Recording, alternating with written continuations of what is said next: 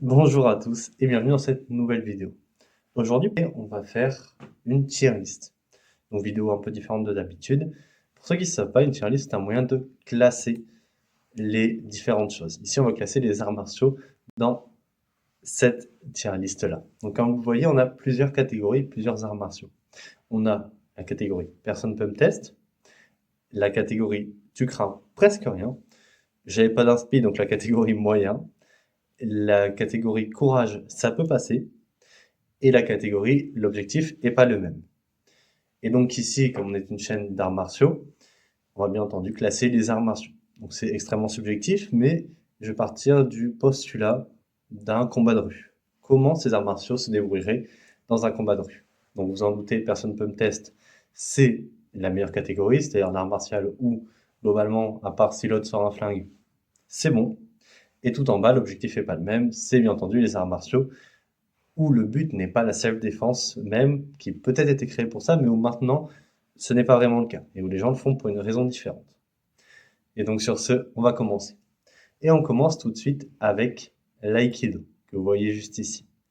Donc l'aïkido, je vais le ranger dans l'objectif est pas le même.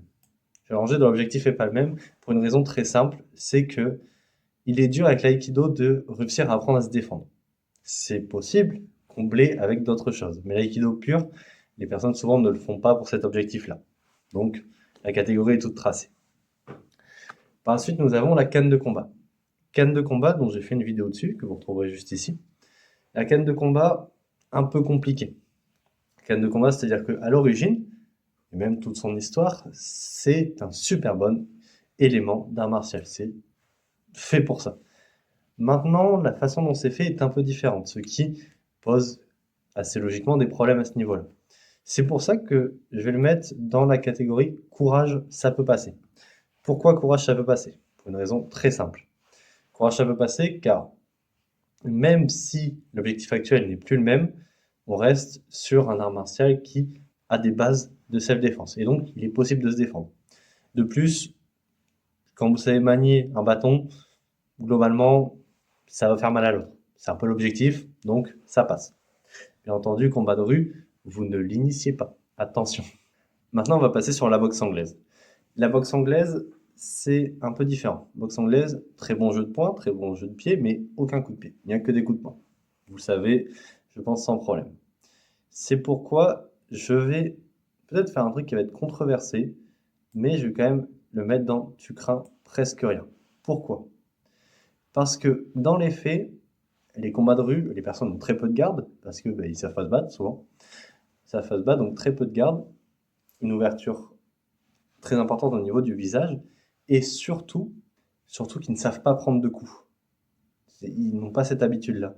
Et donc, je pense, personnellement, ça peut être un très bon sport de combat parce que, certes, très mal à la main, hein, parce qu'il n'y a pas le gant, mais l'autre va être KO. Donc, je pense qu'on craint presque rien. Parce qu'il y a le risque de tomber sur quelqu'un qui sait manier les pieds ou qui peut aller au sol, comme un lutteur, auquel cas, ça va être compliqué. Mais ça peut le faire. Maintenant, on va passer sur la boxe française. La boxe française, je vais le mettre au même niveau que son homologue anglais, même si j'aurais dû le mettre au-dessus parce que bon, les Français sont meilleurs que les Anglais, ça c'est une règle. Mais bon, je le mets à ce niveau-là car c'est pareil. Bon jeu de jambes, bon jeu de poing, mais on se retrouve très vite face à si des personnes font de la lutte, il n'y a aucune base. C'est aussi simple que ça. Maintenant, on va voir le cas inverse. On voit le cas inverse avec, nous avons juste ici le Jiu-Jitsu brésilien, dont je fais également une vidéo que vous retrouverez en description comme la précédente. Le Jiu-Jitsu brésilien, c'est plus compliqué. Le Jiu-Jitsu brésilien, très bon art martial sur un tatami. C'est-à-dire que dans le Jiu-Jitsu brésilien, il n'y a pas de coups. On donne pas de coups, c'est comme ça fait partie du sport. Et le problème est là. Parce que on peut faire tomber, il y a tout ça, effectivement, mais la plupart du travail se fait soit au sol, soit en amené au sol. Mais surtout au sol, comme vous savez, vous avez sûrement déjà vu des combats de jiu-jitsu brésilien. Et il est là le problème, en tout cas selon moi, bien entendu. Il est là pour une raison très simple, c'est que le sol dehors, il fait mal. C'est du goudron, c'est pas mou. Et donc, comme il y a un youtubeur américain, SenseSF, pour ceux qui connaissent, qui avait fait une vidéo comme ça où il testait le jiu-jitsu brésilien dans différents environnements. Et ils se sont rendus compte qu'en fait, la majorité des techniques, où on passe au-dessus, on bouge, etc., sont beaucoup plus compliquées. C'est donc pour ça que je vais le mettre dans courage, ça peut passer. Même si ça reste un très bon art martial, pour la rue, c'est un peu compliqué. Maintenant, on passe au judo. Le judo va souffrir des mêmes choses que le jiu-jitsu brésilien, mais il a un avantage sur quelque chose, un avantage qui réside dans le fait que le judo envoie au sol. Et c'est même la base, on va dire, du judo. C'est donc pour cela qu'il va aller une catégorie au-dessus, parce qu'il va être dur d'arriver sur la personne, également d'attraper les vêtements, suivant comment il est habillé. Si c'est juste un t-shirt, il va se craquer sans problème. Mais si la personne arrive à attraper l'autre et n'a pas pris de coup entre deux, c'est un très bon art martial, car quand on envoie au sol, quand on ne sait pas chuter, le combat il est fini. Il n'y a plus de suite. C'est très simple, c'est attraper, envoyer, finito. Donc, je le mets dans moyen car l'entrée va être un peu compliquée, mais la fin, le judo gagne sans problème. Maintenant, on va passer au karaté traditionnel. Quand je dis traditionnel, je dis Shotokan, en tout cas le plus célèbre. Pas tout à fait traditionnel, mais on se comprend. Karaté Shotokan, donc là, je vais le faire rejoindre son homologue, le judo, pour une raison très simple. C'est-à-dire que c'est un sport qui est très complet, j'aime bien, j'en ai fait, mais la façon dont il est appris actuellement, donc je parle avec le combat au point, par exemple, le combat, donc le sport karaté, comme on dit en anglais, c'est des points et c'est une façon différente de le faire. Donc, c'est pour ça que je vais le mettre dans cette catégorie-là, car il peut être très très bon sur plein de raisons, mais il est, on va dire, très théorique comparé à ce qu'il pourrait être et à la force qu'il a. C'est pour ça que je vais le mettre dans moyen, car dans la rue, il est possible que cet aller-retour, ce machin, il puisse beaucoup plus vite avec le stress et tout, et donc ce soit beaucoup plus compliqué pour le pratiquant de karaté Shotokan. On va passer maintenant au karaté Kyokushinkai, donc son homologue. Karaté Kyokushinkai, donc il a le fait qu'il donne pas de coups de poing au visage, même si serait très bien capable, on n'a pas de problème. Personne qui fait du karaté Kyokushinkai ne donne pas de coups de poing au visage, ou en donne très peu en compétition et même en combat. C'est donc pour cela que je vais le mettre à tu risques presque rien. Presque rien car il y a ce risque de se prendre un coup au visage, donc on voit beaucoup dans les combats de karaté Kyokushinkai, surtout avec les pieds. Et donc même s'il y a cette force-là qui est derrière, je vais quand même le mettre dans tu ne crains presque rien, parce que ça peut être compliqué. On va passer au Kobudo. Le Kobudo, c'est pas compliqué, hein, on va pas se mentir, on va le mettre là. Pour une raison très simple, c'est que certes, on peut trouver des rapports avec des objets de la vie réelle, mais personne ne peut se balader avec un nunchaku, personne ne peut se balader avec des sailles dans la rue, pour des raisons assez évidentes de sécurité publique. Et donc, ça va aller là, car il n'est pas réalisable, tout simplement. Pas réalisable dans le fait pur de ce que c'est. Et donc, c'est pour cela qu'il va aller dans l'objectif n'est pas le même. Même si c'est un très bon art martial, ça je ne dis pas. Maintenant, on va passer au MMA. Le MMA. Attention, très bon art martial, le MMA. Compte de plusieurs arts martiaux. On a la boxe française, la boxe française, la boxe anglaise qui se trouve juste ici. On a aussi le JJB qui se trouve là. On a un peu de judo. On a le Muay Thai qui se trouve ici. Donc, très complet. Pour autant, on n'a pas du tout de travail d'armes. C'est donc pour ça que je vais le mettre dans tu crains presque rien. Car, de toute façon, se battre contre un couteau, c'est une très mauvaise idée, ne le faites jamais. Mais au moins, il y a tout le reste. Mais ils n'ont pas l'habitude de travailler des couteaux. Donc, très mauvaise idée de le faire, très mauvaise idée de le faire dans la vie réelle. Mais s'il n'y a pas de choix, il n'y a pas cette épreuve-là. Pour autant, ça c'est un super bon art martial. Vous savez quoi? On va même le mettre au-dessus. Parce que globalement, au couteau, personne ne peut rien faire. Donc, ça va rester là. Personne ne peut me tester, je pense que c'est la meilleure place pour lui. Maintenant, on va passer à un sport que j'apprécie tout particulièrement, le Muay Thai. Je n'en pratique pas, malheureusement, il faudrait que je m'y lance. Mais le Muay Thai, c'est un super bon sport. J'adore en regarder, j'adore voir ces compétitions-là. Et donc, le Muay Thai, je pense que sa meilleure place, c'est tu ne crains presque rien. Pour la même raison que tout le reste, c'est-à-dire qu'il n'y a pas de travail au sol.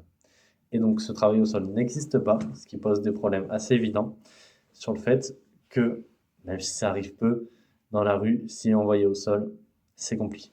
Je dis ça arrive peu parce que les statistiques qu'on connaît de je ne sais plus combien de pourcents, un pourcentage très grand, c'est les combats de police. Autrement dit, c'est logique qu'ils finissent au sol parce qu'il faut les menotter. Et c'est des statistiques anglaises. Américaines, pardon. C'est des statistiques américaines. Ce qui donc pose problème sur la réalité. Dans la réalité, ça arrive peu que les personnes finissent au sol. Donc, c'est pour ça. Si ça arrive au sol, ça va être dur, mais globalement, quelqu'un qui fait du Muay Thai, il n'y aura pas le temps que ça finisse au sol s'il tape bien. Maintenant, on va passer au Wushu. Ici, j'ai pris donc la partie Wushu traditionnelle. Je ne parle pas du Wushu combat, qui là pourrait aller sans problème où la personne peut me tester. Ici, on va passer à la partie Wushu, le Wushu démonstratif. Donc ici, ça va rejoindre le Kobudo et l'Aikido parce que l'objectif n'est pas le même. Ici, l'objectif est d'être beau. Donc même si ça pourrait être une très bonne chose, ça pourrait très bien marcher. Pas se mentir, ça va être compliqué pour quelqu'un qui fait du Wushu de se battre dans la rue. En tout cas, du Wushu démonstratif. Maintenant, on va passer, bon, je suis biaisé pour celui-là, mais on va passer au Yosegan Mudo. Sans aucune hésitation, il vient à personne peut me tester. C'est le plus complet de tous les arts martiaux qu'il y a ici, de toute façon. On a des armes, des pieds-points, du combat, on a tout. Donc, il va forcément tout en haut. Je ne veux même pas débattre. Si vous voulez débattre, allez-y en commentaire. Mais personne ne peut dire qu'il ne va pas tout en haut. De toute façon, c'est une dictature, donc j'enlèverai les commentaires. C'est pareil, je rigole. Maintenant, on passe au taekwondo. Le taekwondo, il va aller au moyen, comme son homologue le karaté traditionnel et le judo. Moyen pour une raison très simple, c'est que la principale partie de ça sont les pieds. La principale partie du taekwondo réside dans les pieds. Ce qui pose un problème qui en est plus ou moins un, c'est-à-dire qu'il est dur dans la rue de donner des coups de pied tout le temps. C'est très fatigant, c'est quelque chose de très compliqué. Et dans la rue, le sol n'est pas forcément stable, ça peut être différentes choses. Et donc, c'est pour ça que j'ai préféré le mettre là, parce qu'on est sur quelque chose qui va pouvoir être utile, mais ne l'est pas forcément. Donc, voilà, il va finir au moyen. Le taijitsu. Taijitsu, pour le coup, j'en ai fait. Et on va le mettre dans... Je rigole. On va le mettre également au moyen. Moyen car beaucoup même des éléments de self-défense sont pas repris, mais viennent tout simplement de taijitsu. Et donc, même si on amplifie beaucoup les clés, toutes ces choses-là, il y a une application qui est plus réelle. Donc, pour moi, le taijitsu peut, et même est un art martial qui peut servir dans la rue. C'est pas le meilleur, mais c'est loin d'être le pire. Attention, maintenant, on va passer au tai chi. Le tai chi, bon, comme vous savez, l'objectif n'est pas le même.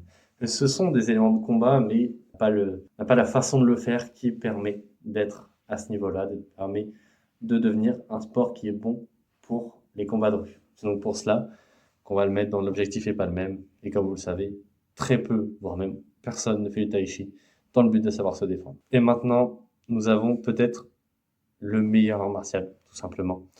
Le combat de rue. Le combattant de rue. Car comme toute bonne personne qui fait des arts martiaux le sait, une personne qui fait des arts martiaux perd forcément contre quelqu'un qui n'en fait pas quand elle voit du rouge, comme on dit. Bon, vous vous en doutez, personne ne peut me tester tout en haut devant le Yosekan Budo. Évidemment, je rigole. On va bien entendu le mettre. J'ai même pas de catégorie qui pourrait le faire. On va mettre là alors que ça ne mérite même pas d'être là. Globalement, je pense que beaucoup ont entendu ça, de dire que les sports de combat, quand il n'y a pas de règles, machin, rien du tout.